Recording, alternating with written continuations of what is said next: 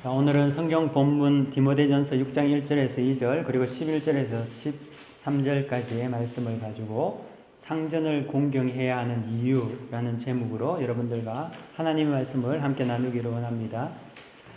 예수 믿는 자들은 그들의 상전이 같은 신자이면 더욱 성실하게 그들을 잘 섬겨야 합니다. 만약 믿는 자라고 항상 긍휼과 은혜를 베풀기만을 기대하고 또 자기 자신은 늘 수혜자의 입장에서 서려고만 한다면은, 또 어린아이가 엄마에게 하듯이 무조건적인 아가페적 사랑만을 요구한다면은 그것은 예수 믿는 자의 모습도 아니고 세상이 볼 때에도 우스운 일이 되고 말 것입니다. 아가페 사랑을 우리가 잘 이해해야 합니다. 아가페 사랑을 혼돈해서는 안 됩니다. 이는 하나님께서 우리에게 주신 무한한 은혜이지만 이 사랑은 방자한 사랑의 은총이 아닌 심판과 형벌에서 죽을 수밖에 없는 우리를 무한한 인내와 용서로 받아주신 사랑을 말합니다. 그 아가페 사랑의 목적은 또다시 계속해서 아가페적인 사랑을 요구하라고 주신 것이 목적이 아니라 그 사랑을 이제는 너도 나와 같이 행하라, 다른 사람을 위해 섬기고 행하라고 살라는 거룩한 촉구의 요구입니다. 하지만 사람들은 이를 따르고 순종하기보다는 그 사랑을 빌미로 해서 믿는 상전에게 더욱 희생을 요구하고 나를 이해해 달라고 하고, 또 그러다가 자기 마음에 들지 않거나 심지어 정당한 요구나 명령을 할 때조차도 너무하다는 듯이 난색을 표하고 도리어 상전이 긍휼 없음을, 그리고 사랑 없다고 투정하기에 이르게 됩니다. 초대교회 안에서 빌레몬과 같은 상전도 있었지만 또 동시에 오네시모와 같은 종도 있었습니다. 은혜 받은 공동체 안에서 모든 것이 온전한 섬김과 사랑으로 이루어질 것 같지만 실상 그 속에 들여다보면은 그렇지 않았다는 것을 알 수가 있다는 거죠. 이는 초대교회뿐만 아니라 이 시대의 직장생활, 사회생활, 교회생활 안에서도 동일하게 일어나는 현상입니다. 왜 그럴까요? 왜 그렇게 했습니까? 그 이유는 하나님의 사랑을 자의적인 욕심으로 이해했기 때문입니다. 또 상전을 공경하라는 말씀에 대한 바른 순종으로 그것을 따르지 않고 거부했기 때문이죠. 그러므로 인해서 어떠한 일들이 야기되냐 하면 참 상전이 사라진다는데 안타까움이 있습니다. 그 상전으로 인해서 도움을 얻고 위로를 받고 은혜를 받아야 할 수많은 사람들이 참 상전이 낙심함으로 말미암아 더 이상 섬기고 싶지 않는 마음이 들게 만들고, 그로 인해서 은혜를 입어야 할 주변의 많은 사람들이 은혜를 받지 못하는 고통을 당하게 된다는 것이지요. 공경치 않음은 모든 거룩한 일에 동력을 잃게 만듭니다. 아무리 상전이 선한 일을 할 능력과 재화와 마음이 있다 하더라도 공경하지 않는 마음, 존중하지 않는 마음에는 은혜의 담비가 뿌려지지 않는다는 것이지요. 가물어지게 됩니다. 그러므로 말미암아 모두가 공고하게 되는 그러한 고통에 떨어지게 된다는 거죠. 하나님께서는 우리를 보고 우리에게 하나님을 공경하라고 하십니다. 하나님을 사랑하는 자, 하나님을 존귀 여기는 자, 하나님을 공경하는 자에게 하나님께서는 그의 은혜를 베풀어 주십니다. 아가페 사랑은 비천한 자에게부터 시작해서 존귀한 왕에게 내려주는 동일한 은혜인 것은 맞지만 그 은혜가 우리에게 수여되는 방법은 하나님을 존귀 여기고 공경하고 사랑하는 자들에게 하나님께서 풍성히 부어준다는 거죠. 만약에 하나님을 공경하지도 않고 또한 공경할 마음도 없고 사랑할 마음도 없고 자기 애로 똘똘 뭉친 자에게는 하나님도 그 자신의 모습을 감추어 버리신다는 것입니다. 성도들은 권위와 질서를 공경해야 합니다. 우리는 권위를 깨기 위해서 있는 것이 아니라 이를 통해서 바른 질서와 모두가 은혜를 누리고 악한 자들의 미혹과 공격을 막기 위해서 있습니다. 1975년 4월 30일, 오늘이 5월 29일이니까 4월 30일이면 한 달 정도 전입니다. 근데 1975년 4월 30일이 무슨 날인지 여러분 아십니까? 잘 모르시죠? 1975년 4월 30일은 월남이 공산화된 날이 1975년 4월 30일입니다. 당시 월남에는 미군이 주둔하고 있었고, 저도 이것을 찾아보다 꽤 놀랐는데요. 그 당시 월남의 군사력이 세계 4위였다고 합니다. 항공기 보유 현황이 그 당시 베트남이 가지고 있는 항공기가 1280대였고, 현대전쟁에서 가장 무기로 큰 강력한 무기로 취급하는 항공기가 1280대를 가지고 있었고요. 반면에 공산주의자였던 월맹은 그에 비한 100대 정도밖에 가지고 있었지 않다고 합니다. 또 함정 보유 수도 보면은 월남은 1400여 대의 함정을 보유하고 있었는 반면에 월맹은 기껏 해봐야 목선 정도의 함정만을 보유하고 있었다고 합니다. 군사 통계로 보면은 100대 1 이상의 차이가 나는 전쟁을 하고 있었다는 거죠. 하지만 결과적으로 여러분 어떻습니까? 그 강력한 군사력을 가지고 있던 월남은 월맹에게 패했습니다. 그래서 공산화가 되었습니다. 우리나라 해병대 청룡부대가 월남에 가서 전쟁을 치렀고, 우리나라 국군만 해도 31만이 월남전에 참전해서 5,000명의 전사자를 낸 전쟁이 월남전입니다. 근데 그러한 모든 세계 각국의 도움이 있었음에도 불구하고 월남은 패전했고 공산화가 되었습니다. 물론 이제는 그 사회주의가 바뀌어가고 있는 상황입니다. 당시 월남에서는 미군 철수를 요구하면서 반전 운동을 하는 인권 운동가들이 꽤 많이 있었습니다. 그런데 사실 월남이 무너진 것은 월맹군 때문에 무너진 것보다는, 물론 그 이유도 있었겠지만 월남은 내부의 분열로 인해서 무너진 것이지요. 정부의 부패와 무능 타락도 한몫했지만 동시에 그때 있었던 많은 인사들이 나라를 세우기 위해서 그들의 정부를 세우기 위해 노력하기보다는 항상 정부에 대한 어떤 비난과 비판과 분열 속에서 그 나라는 공산화되고 말았다는 거죠. 예전에 제가 고등학교 다닐 때 아주 인상 깊게 본 영화, 제가 봤는지 아니면 정확하게 기억을 안 납니다. 왜냐하면 그게 18금이 되었는지 잔인한 영화여서 어땠는지 모르겠는데, 아마 제 기억으로는 그 당시에 킬링 필드라는 영화가 있었습니다. 여러분들도 기억하고 있을는지 모르겠는데요. 그 킬링 필드 영화의 배경이 어떤 곳이냐 하면은 월맹군에 의해서 학살당한 베트남 사람들을 배경으로 제작된 영화였습니다. 국가와 자유를 잃었던 월남인들에게 남겨진 것은 학살과 도륙뿐이었다는 거죠. 역사의 교훈을 통해서 우리가 무엇을 알 수 있습니까? 우리가 권세와 권위와 상전을 없이 여길 때 그를 통해서 얻을 수 있는 보호와 혜택 또한 사라진다는 것을 역사를 통해서 우리는 알 수 있다는 거죠. 믿는 상전을 온전히 공경하시기를 바랍니다. 진짜 성도는 믿는 상전을 온전히 공경하는 자입니다. 하지만 어설픈 성도는 위도 없고 아래도 없고 모두가 자기와 같다고 생각합니다. 그래서 두려움도 없습니다. 하지만 절대 그렇지 않습니다. 상전은 하나님께서 우리를 위해서 예비하신 자들입니다.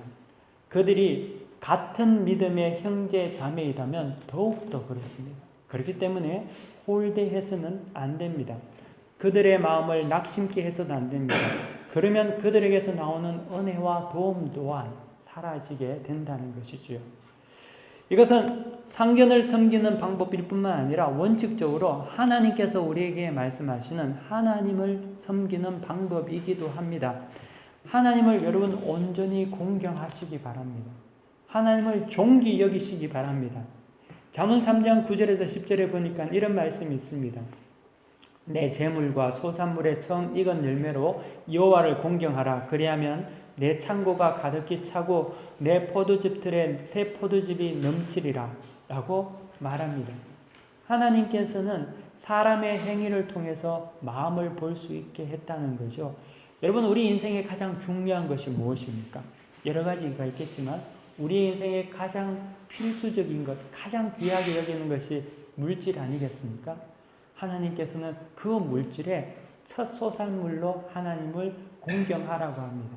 하나님이 돈이 없겠습니까? 하나님께서 부족해서 우리에게 요구하시겠습니까? 아니라는 거죠.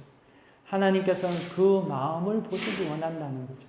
진실한 마음을 볼 때 하나님께서는 내 포도주가 넘치고 내 창고가 가득 차는 복을 주신다고 말씀하신다는 거죠. 그것이 하나님의 사랑이라는 거죠.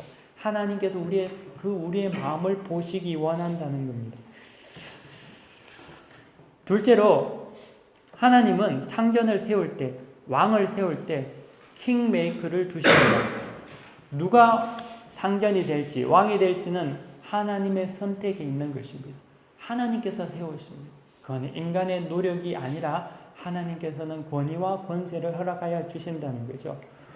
근데 왕의 선택은 하나님께서 하시지만 왕을 왕처럼 세우는 자들에 의해서 왕이 될 수 있고 상전이 될 수 있다는 거죠. 상전이 될 수 있는 것은 그 주변에 있는 자들을 통하여서 그가 상전으로 인정받고 또 그로 인하여서 세움을 받게 됩니다. 반드시 킹메이커가 있다는 것이죠. 우리는 왕이 되기를 원하죠. 킹이 되기를 원하지만 킹메이커에 대해서는 별 관심이 없습니다. 하지만 여러분, 킹은 반드시 킹메이커에 의해서 존재하게 되어 있습니다. 왕을 왕처럼 세우는 자들에 의해서 왕은 진정한 왕이 될 수 있습니다. 하지만 만약 이것이 없다면은 모두가 킹이 되고자 한다면 다툼과 비난과 거짓과 모든 것들이 남 마음으로 말미암아 지옥이 되고 말다는 거죠. 하나님께서는 우리를 부르실 때 왕이 되기 전에 먼저 왕을 세우는 자가 되라고 하십니다. 더욱이 우리가 주의하고 조심해야 되는 것은 킹도 되기 싫고 왕을 만드는 킹메이커도 되기 싫고 단지 혜택만 누리고 살고 싶은 수많은 사람들이 있다는 거죠. 마치 떡만 바라보고 찾아오는 수천 명의 사람들처럼 그런 사람들도 있습니다. 하지만 그렇게 되어서는 안 된다는 거죠. 그렇게 되면 하나님의 은혜가 사라집니다.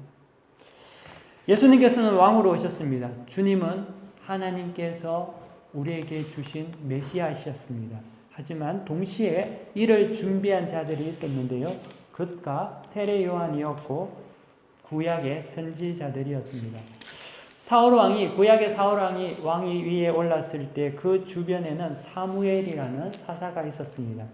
또 다윗 왕이 왕자에 올랐을 때는 그 곁에 나단이라는 사람이 있었습니다. 아하스가 왕위에 올랐을 때 여호야다라는 제사장이 있었습니다. 사도 바울 곁에는 바나바가 있었고요. 우리 한국으로 본다면 주기철 목사님 곁에는 조마식 장로가 계셨습니다. 이들은 왕은 아니었습니다. 하지만 이들로 인해서 왕이 세워졌다는 거죠. 이런 조력자가 없이는 성경적인 왕은 절대 나타날 수 없습니다. 세상적인 왕에게는 킹메이커가 아니라 두려움에 사로잡힌 종만 있을 뿐이지요.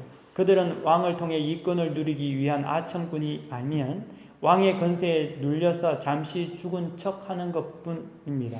그래서 왕의 권세가 약해지거나 약점이 나타날 때 언제나 반란과 폭동과 권위를 무너뜨리려고 합니다. 기회를 노립니다. 하지만 성경에서 말하는 킹메이커는 이러한 자들을 말하지 않습니다. 다윗의 성공적인 이스라엘 최고의 왕이 된 이유는 여러분들이 역사서를 읽어보면 수많은 다윗을 섬기고 조력했던 자들이 있었다는 거죠. 그들로 인해서 다윗이 그 위대한 다윗 왕이 되었다는 겁니다. 그 다윗을 통해서 그 조력자들이 큰 영예를 누리게 되었다는 거죠. 그것이 하나님께서 우리에게 상전을 섬기는 법, 하나님을 섬기는 방법을 알려주는 예시라는 것입니다. 바른 권세를 만들면은 그 품 안에 있는 모든 이들에게 돌아가는 혜택과 영적 유익이 너무나 많습니다. 믿는 자들이 하나님을 하나님답게 믿으면은 세상이 바뀝니다. 하지만 하나님을 믿는데 하나님을 잡신같이 믿다 보니까 성도들이 세상에서 우습게 여김을 받게 되는 거 아니겠습니까? 어떻게 보면 자업자득이죠. 하나님의 권위를 인정하고 순종하시기를 바랍니다. 그것이 우리에게 복받는 길이고 우리 자신이 존귀 여김을 받는 길입니다. 세상에는 권세, 권위라는 소리만 들어도 거부 반응을 일으키고 알레르기 반응을 일으키는 자들도 있습니다. 설상 그들이 정의롭고 평등을 주장하는 것 같이 보이지만 실상은 위험한 사람들이라는 거죠. 모든 이들을 파멸로 이끄는 장본인이라는 것입니다. 그들은 자신도 남도 책임질 수 없는 자가 되고 맙니다. 그런 자들과 함께해서 안 된다는 거죠.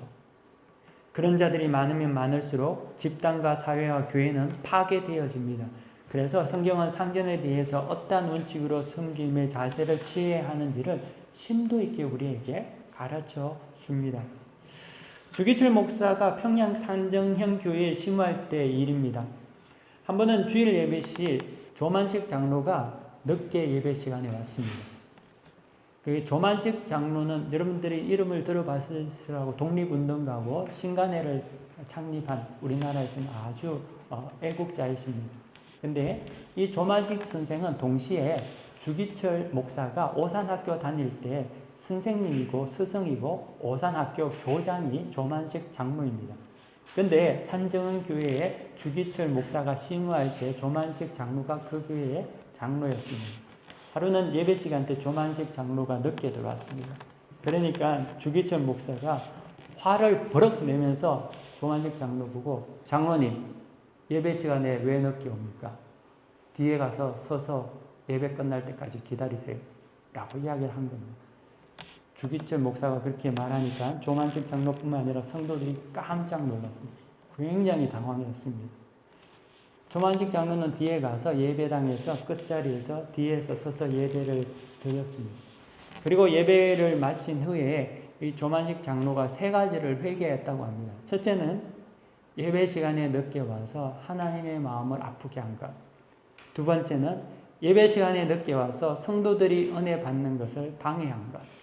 세 번째는 예배 시간에 늦게 와서 주의 종의 마음을 아프게 한 것. 이 3가지를 회개했다고 합니다. 그 후로 조만식 장로는 주기철 목사가 신방 갈 때 가방을 들고 다니면서 따라다녔다고 합니다. 여러분 이를 보고 누가 교회의 질서를 무너뜨리고 함부로 방종한 신앙생활을 하려고 마음을 먹을 수 있겠습니까? 이로 인해서 교회는 더욱 든든히 세워지고 하나님의 영광을 나타냈습니다. 모든 이들이 하나님의 말씀 앞에서 순종하는 배을 배웠다는 거죠. 가정에서는 부모의 권위를 무시하고 사회에서는 어른의 권위를 무시하고 국가에서는 지도자의 권위를 타파하는 것을 정의라고 배워서는 안 됩니다. 정의는 그것이 정의가 아니라 정의는 모든 것을 질서 있게 하는 것을 정의라고 합니다. 성경은 이를 가르치고 권하라고 합니다. 그래야지만이 모든 영적 유익이 하늘로부터 내려온다고 말합니다.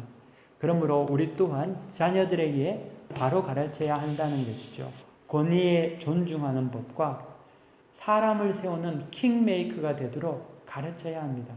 자신도 그렇게 살도록 노력해야 하는 거죠. 그래야지만이 다음 세대의 혼란이 그치고 질서가 생기고 하나님의 영광을 나타낼 수가 있다는 거죠. 모든 하나님께서 부어주신 권세와 권위는 온전히 따를 때에 유익이 있습니다. 세 번째로 11절 성경 말씀에 보면은요, 오직 너 하나님의 사람아 라고 이렇게 먼저 사람을 부릅니다. 근데 여기서 오직 너 하나님의 사람아, 하나님의 사람이요, 이들은 누구일까요? 물론 이 당시에는 바울이 디모데에게 보낸 편지이기 때문에 디모데에게 직접적인 말이 되지만 이 사람은 세례받고 그리스도를 주라 고백하며 많은 증인 앞에서 내가 신자요라고 고백한 우리 자신들이 하나님의 사람이라는 거죠. 그러니까 즉 다시 말하면 이 자리에 여러분들이 주를 내 그리스도라고 고백한 여러분들을 보고 하나님의 사람아라고 말하고 있습니다. 근데 이것들을 피하고라고 하는데 무엇을 피한다는 거죠? 이 피하고 오는 것은 앞부분에 있는 전체 내용을 말하고 있습니다. 다시 말하면 우리가 오늘 성경 본문 1절, 2절에서 봤던 상전을 잘 섬기지 않는 마음도 이 안에 포함되어 있다는 거죠. 믿는 상전을 가벼이 대하는 것은 사실 별것 아닌 것 같이 보입니다. 주사랑 안에 사는 사람들이 뭘 그렇게 따지냐고, 사랑 안에서 우리가 다 이해하는 것이 라고 생각할 수 있지요. 하지만 사랑하는 여러분, 성도는 먼저 예수님을 믿고 하나님을 알게 되면 민감해집니다. 첫째는 죄에 대해서 민감해지고, 두 번째는 타인에 대해서 민감해지는 게 성도에 있는 거죠. 성도가 예수 믿고 안함의 되면 그거는 잘못된 영을 받은 사람이라는 거죠. 성도는 작은 일에서부터 민감해지는 것이 성도라는 거죠. 그래서 성도는 늘 타인을 배려하게 되죠. 그리고 다른 사람들을 헤아리게 된다는 거죠. 성도는 늘 민감해야 합니다. 왜냐하면 작은 일에서 균열이 일어나면 그곳에서 사탄이 틈을 타기 때문이죠. 하나님의 성령을 받은 성도들은 큰 일에는 잘 실패하지 않습니다. 그에 대한 경각심이 있습니다. 사기를 치거나 도둑질을 하거나 살인을 하거나 간음을 하거나 이런 일들 우리는 두려움으로 그런 것들 못합니다. 그렇게 담대하지 않습니다. 왜냐하면 성령께서 우리 양심 가운데 그것을 막으신다는 거죠. 하지만 사단은 이런 우리의 상황을 잘 안다는 거죠. 우리가 이런 큰 시험에서는 잘 실패하지 않는다는 것을 사탄은 잘 압니다. 그래서 사탄은 우리에게 작은 일, 별거 아닌 것 같이 느껴지는 것, 사소한 일에 우리에게 들어와서 균열을 일으켜서 실패하게 합니다. 예를 들면 거짓말을 하는 것, 예를 들면 잠시 빌린다고 하고 갚지 않는 것, 돌려주지 않는 것, 살인하지는 않지만 미워하고 저주하는 것, 음란을 즐기는 것, 이런 일들, 또한 상전을 온전히 섬기지 않는 것, 하찮아 보이는 것, 이런 것들을 통하여서 우리에게 영적인 하나님의 은혜를 갈아먹고 실패하게 한다는 거죠. 하지만 주님은 작은 일에 충성되지 않으면 큰 일도 맡기지 않는다고 말씀하셨다는 겁니다. 영적으로 본다면은 사기치는 것이나 거짓말하는 것이나 도둑질하는 것이나 빌리고 안 돌려주는 거나 살해하는 거나 미워하고 저주하는 거나 간음하는 것이나 음란한 짓을 하는 거나 별다른 게 없거든요. 어차피 똑같이 영적인 하나님의 능력을 막는 거에는 별 차이가 없는 일이라는 거죠. 그러므로 우리는 작은 일에서부터 신실할 수 있도록 주님을 의지하시기를 바랍니다. 감동은 큰 도움을 받았을 때 생기는 것이기도 하지만 작고 소소한 일상의 반복에서 이루어지는 것이 더 큰 감동이 되는 것이죠. 결혼할 때 생일에 다이아몬드 반지 해주고 유람선 타고 여행하는 것도 감동이 될지 몰라도 더 큰 감동은 매일 일상의 삶에서 다정하게 대하고 말하고 도와주는 것이, 그것이 더 큰 감동이라는 것입니다. 하나님을 섬기는 예도 동일한다는 거죠. 여러분, 예수 믿으면서 대박 터뜨리려고 할 필요 없습니다. 하지만 마음을 다해서 작은 일에 순종하며 하나님을 사랑하며 섬기십시오. 여러분의 상전 하나님은 여러분에게 그때 큰 은혜를 부어주시려고 기다리고 계십니다. 하지만 그렇지 않다면 하나님의 은혜의 저수지도 닫히고 맙니다. 하나님은 여러분들에게 순교하라고 말하지 않는다는 거죠. 하나님 여러분들에게 교회 건축하라고 헌금 내라고 하지 않습니다. 대신 하나님께서는 매일의 삶에서 주님과 동행하고 순종하고 온전히 진심으로 하나님을 사랑하라고 합니다. 하나님이 원하신다는 거죠. 작은 일에 충성된 자가 먼저 되라고 우리에게 요구하십니다. 목사로서 교인인 여러분들에게, 저 또한 여러분들에게 큰 것을 기대하지 않습니다. 작은 일에 충성하시기 바랍니다. 성실하십시오. 정직하시고 속이지 말고 진실하십시오. 그러면은 큰 기쁨과 위로가 있습니다. 사람들은 작은 일에 무시하고 큰 일에만 관심이 많지만 그렇기 때문에 큰 일도 할 수 없습니다. 여러분, 우리 성경의 요셉을 보면은 요셉은 종에서, 감옥에서 작은 일에 충성했을 때 하나님께서 애굽의 총리로 들어서지 않습니까? 우리도 동일하다는 거죠. 성경은 우리에게 이를 위해서 여러분들에게 믿음의 선한 싸움을 싸우라고 한다는 거죠. 사소한 일에 신실하게 나아가는 것이 전쟁에 비유하고 있다는 거죠. 쉽지 않다고 거듭 이야기한다는 거죠. 이를 위해서 우리가 부름받았다고 성경은 말하고 있습니다. 이단하고 싸우고 밖에 나가서 전도하면서 돌 맞으라고 하는 것이 아니라 먼저 내 안에서 온전하고 진실하고 성실하게 주위의 유익이대로 기쁨이 되는 자가 되라고 성경은 말하고 있습니다. 그렇지 않으면 큰일 또한 하나님께서 맡기지 않는다는 거죠.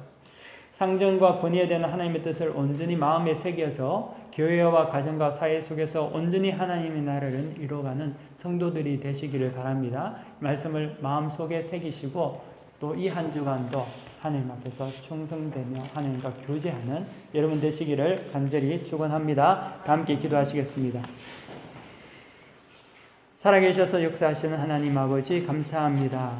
오늘 하나님의 말씀을 통해서 우리 자신을 다시금 보게 하여 주시옵시고 또 이 말씀이 우리에게 생명의 양식이 되어서 이 말씀을 따라서 작은 일에서부터 충성되어 큰 일을 하나님께 부여받을 수 있는 큰 축복을 받을 수 있는 우리 모두가 되게 역사하여 주시옵소서. 성령께서 우리의 심령 한 사람 한 사람 가운데 은혜 베풀어 주시고 또 함께하여 주실 줄을 간절히 의탁하며 예수 그리스도의 이름으로 기도드립니다. 아멘. 다 함께 자리에서 일어나셔서 폐 찬송 219장 찬송 부르시겠습니다.